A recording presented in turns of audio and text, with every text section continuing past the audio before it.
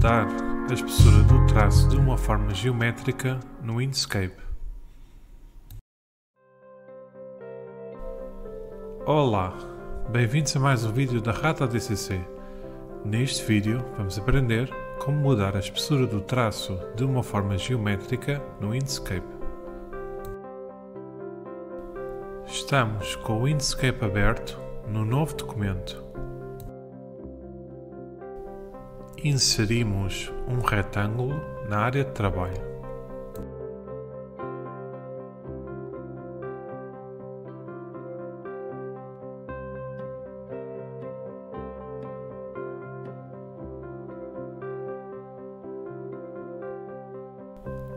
Clicamos no menu Objeto.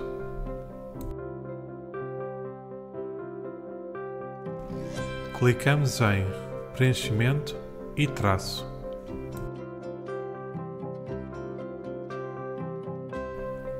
Abre-se um painel à direita, Fill and Stroke, Preenchimento e Traço. Queremos apenas alterar o traço. Clicamos na aba Pintura do traço. Queremos dar espessura ao traço. Clicamos aqui no símbolo de cor lisa.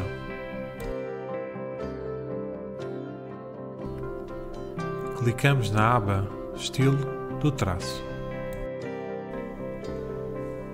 Neste exemplo, vamos aumentar a espessura do traço. Clicamos aqui para definir a unidade de medida.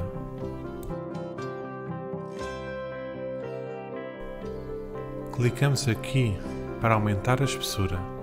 Neste exemplo, a unidade é px, pixels, e definimos para 50.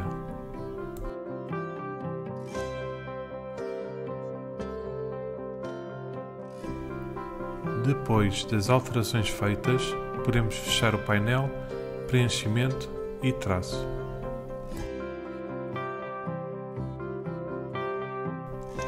As definições de preenchimento e traço ficarão guardadas. Logo, a próxima forma geométrica a ser criada terá a mesma cor e o mesmo traço.